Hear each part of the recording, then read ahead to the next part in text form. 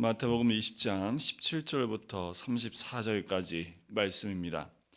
예수께서 예루살렘으로 올라가려 하실 때에 12 제자를 따로 데리시고 길에서 이르시되 보라 우리가 예루살렘으로 올라가노니 인자가 대제사장들과 서기관들에게 넘겨짐에 그들이 죽이기로 결의하고 이방인들에게 넘겨주어 그를 조롱하며 채찍질하며 십자가에 못 박게 할 것이나 제3일에 살아나리라. 그때 세베대의 아들의 어머니가 그 아들들을 데리고 예수께 와서 절하며 무엇을 구하니 예수께서 이르시되 무엇을 원하느냐 이르되 나의 이 두 아들을 주의 나라에서 하나는 주의 우편에 하나는 주의 좌편에 앉게 명하소서. 예수께서 대답하여 이르시되 너희는 너희가 구하는 것을 알지 못하는도다. 내가 마시려는 잔을 너희가 마실 수 있느냐? 그들이 말하되 할 수 있나이다. 이르시되 너희가 과연 내 잔을 마시려니와 내 좌우편에 앉는 것은 내가 주는 것이 아니라 내 아버지께서 너 누구를 위하여 예비하셨든지 그들이 얻을 것이니라.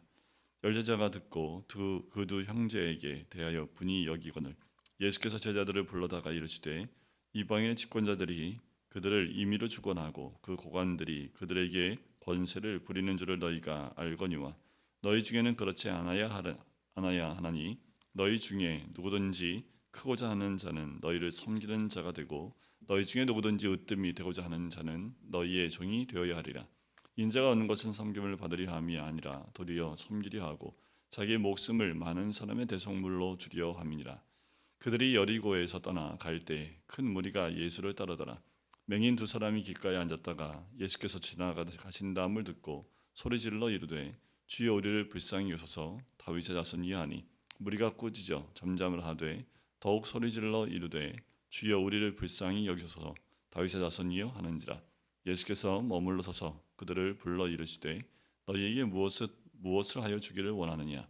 이르되 주여 우리의 눈 뜨기를 원하나이다. 예수께서 불쌍히 여기사 그들의 눈을 만지시니 곧 보게 되어 그들이 예수를 따르니라. 아멘. 예수님께서 이제 드디어 예루살렘으로 올라가시는 이제 마지막 장면입니다. 예수님이 이 땅에 오셔서 그리고 이 땅에 오신 이후부터 바로 이 날을 위해서 열심히 주의 복음을 전하시고 또 많은 병자와 또 많은 귀신 들린 자를 치유하시고 이 12 제자를 들이시고 많은 곳을 다니시며 하나님 나라를 전파했지요. 이제 온전한 하나님 나라가 임하게 하기 위해서 주님은 마지막 그 길을 가십니다. 그것이 바로 예루살렘으로 올라가시는 그 길이고 또 거기서 무슨 일을 당해야 될지 또 어떤 일이 있어야 될지를 말씀하고 있는 거지요. 이것은 제 세 번째 순환 예고에 들어가는 장면이 18절과 19절에 나와 있는 말씀입니다. 이것이 예수님이 이 땅에 오신 이유지요. 인자가 온 목적이 여기에 있습니다. 십자가를 지기 위해 오셨고 또 십자가를 지심으로 죽었다가 3일 만에 살아나야 될 이 사건을 위해서 이 땅에 오시는 거지요.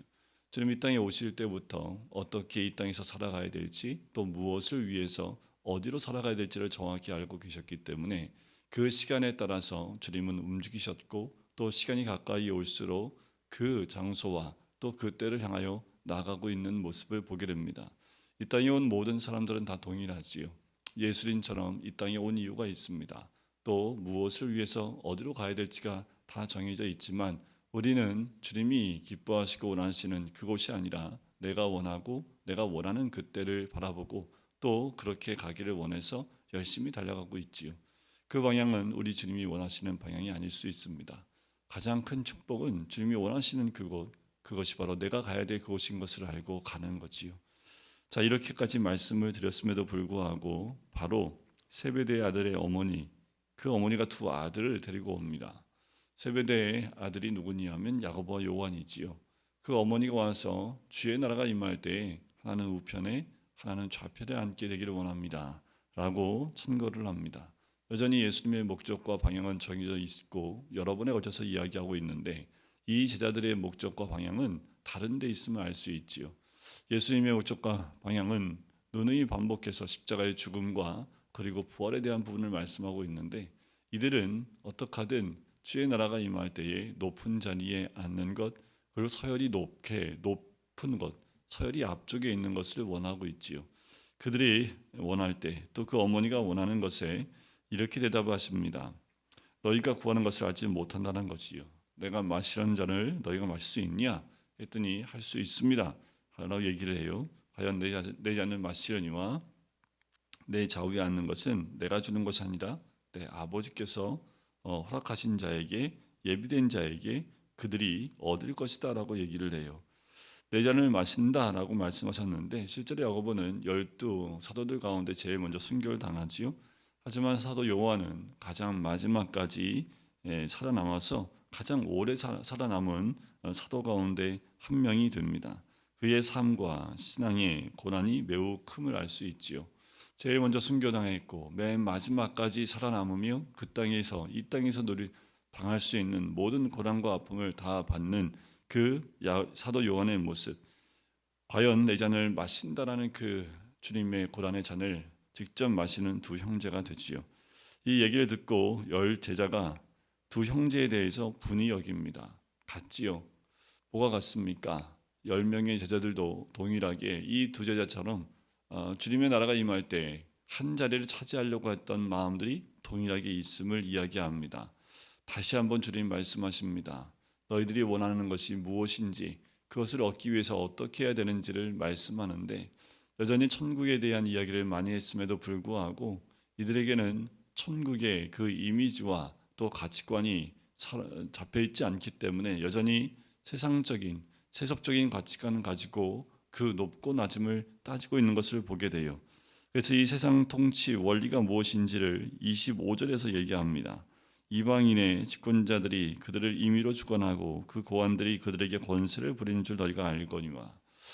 이 땅에서 세상 통치는 권세를 가지고 그 권세를 부리고 있는 거지요. 그리고 임의로 주관하는 것, 자기가 하고 싶은 대로 막 하는 것이 이 세상의 통치 원리라면, 그렇다면 하나님 나라의 통치 원리, 천국의 통치 원리는 그렇지 않아야 된다라는 거지요. 크고자 하느냐? 그러면 섬기는 자가 되어야 된다라는 거예요. 너희가 그렇게 크고자 하느냐? 그렇게 높이 올라가고 싶고 큰 사람이 되고 싶다면 모든 사람들 너희를 섬기는 자가 되어야 됨을 얘기하고, 으뜸이 되고자 하느냐? 그렇다면 너희는 종이 되어야 한다라고 말씀하는 거지요. 세상의 통치 원리와 완전히 반대입니다. 종으로 섬기는 것이 큰 자이다라는 것을 이야기하지요. 하나님 나라는 언제든지 모든 사람이 크고자 하면 종으로서 섬기는 모습에 있을 때 가장 큰 자, 가장 마지막에 있는 사람이 가장 먼저 된 자가 된다라는 것을 반복해서 말씀해주고 있는 거지요. 그러면서 인자는 어떻게까지 섬긴다 말씀하십니까? 많은 사람의 대속물로 주려함이다라는 거예요. 자기의 목숨까지도 주는 것이 인자의 모습이다라는 거지요.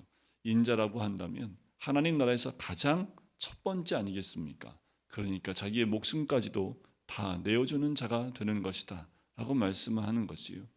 우리 주님 변함이 없습니다. 세상이 흐르고 시간이 흐르고 바뀐다 할지라도 이 진리의 말씀은 변하지 않습니다. 뭐예요? 세상의 통치 원리는 아무리 세상이 바뀐다 하더라도 동일해요. 권세를 가지고 누리고 또 주관하려고 하는 그 모습이 세상의 통치 원리라면 하나님의 나라의 원리는 몇천 년이 흘러도 똑같습니다. 종으로 섬기는 거지요. 인자는 자기 목숨을 대속물로 주는 겁니다. 자, 그리고 난 다음에 거기를 떠나서 여리고에서 떠나갈 때 큰 무리가 예수를 따르지요. 많은 무리가 예수를 따르지만 예수님이 집중하고 있는 모습을 보면 누구에게 집중을 합니까? 맹인 두 사람입니다. 이 맹인들은 아마도 예수에 대한 소문을 들은 것 같아요. 그래서 이 맹인이 예수께서 지나가신다함을 듣습니다. 자, 이 맹인들이 여리고에 앉아 있을 때에 이들의 귀를 쫑긋 세우게 하는 소리가 들리는데, 바로 예수께서 지나간다함이라는 그 소리를 듣고 소리를 지르는 거지요. 이들이 소리를 지를 수 있었던 것은 무엇입니까? 예수를 알기 때문이에요. 예수에 대한 이야기를 들었고 그 말씀을 들었기 때문에 이들이 예수님이 지나간다는 소리에 귀를 엽니다. 여러분, 오늘 하루도 주님이 지나가는 소리에 우리의 귀가 열리기를 간절히 소원합니다. 우리가 다른 소리에 반응하는 것보다 예수님이 지나가신다는 소리에 반응할 수 있고 움직일 수 있는 사람 되시기를 주 이름으로 간절히 축원드립니다. 주님이 지나가는 소리를 듣지 못하면 소리를 지를 수가 없어요. 하지만 이 맹인들이 가장 발달되어져 있는 기관이 있다면 귀겠지요. 볼 수 없기 때문에 그렇기 때문에 이들의 귀에 소리에 굉장히 민감할 겁니다. 여러분, 우리의 눈이, 내 영적인 눈이 감겨져 있다면 영적인 귀는 열려 있어야 되겠지요. 이들은 소리 지릅니다. 주여 우리를 불쌍히 여기소서. 다윗의 자손이요. 꾸짖어요. 사람들이 잠잠하라고 합니다. 우리 주님을 찾고 부르짖을 때에, 그때에 우리의 주변의 환경은 우리로 하여금 소리 지르지 못하게 하고 잠잠하게 한다라는 거지요. 하지만 이 두 맹인은 그것에 관계없이 더 큰 소리로 외치기 시작을 합니다. 예수 그리스도는 주변에 많은 사람들이 웅성거리고 쫓고 따르고 있는 와중에도 이 두 사람의 외치는 소리에 귀를 기울이십니다. 우리 주님은 주를 찾고 있는 자들에게 귀를 기울이시는 주님인 줄 믿습니다. 너희가 무엇하여 주기를 원하느냐 라고 했을 때 주여 우리의 눈뜨기를 원합니다 라고 얘기를 해요. 그래요, 그 눈이 뜨여야지 주님이 가시는 그 길을 따라갈 수 있습니다. 그들이 눈을 만지시니 곧 보게 됐지요. 그리고 그들이 예수를 따르게 됩니다. 우리가 해야 될 것은 무엇일까요? 우리의 눈이 열릴 때 우리는 그 예수님을 따라서 십자가의 길을 가는 겁니다. 많은 자들을 치유했지만 예수를 따르니라 라는 이 말이 붙은 사람들은 이 두 맹인밖에 없어요. 여러분들, 우리가 예수님이 가신 그 길을 따라가는 사람들인 줄 믿습니다. 우리가 그 길을 왜 따라갑니까? 주님의 나라의 큰 자가 되기 위한 것이 아니라 주님의 나라 가운데 예수님이 걸어가신 그 길을 겸손히 따라가는 거지요. 예수님처럼 자기 목숨을 대소물로 줄 수는 없지만 종으로서 섬기는 자리에 있는 것이 바로 주님이 걸어가신 그 길을 따라가는 자의 모습이지요.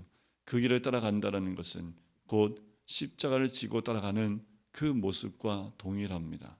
우리가 이 땅 가운데 더 귀를 열고 들어야 될 소리는 예수님이 지나가시는 그 소리이지요.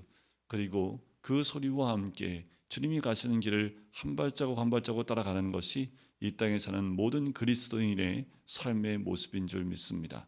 오늘도 그렇게 주님과 함께 한 걸음씩 따라 나가면서 주님의 가신 그 길을 이 땅 가운데 길을 낼 수 있는 주님의 사람 되시기를 주님의 이름으로 간절히 축원드립니다. 기도하겠습니다.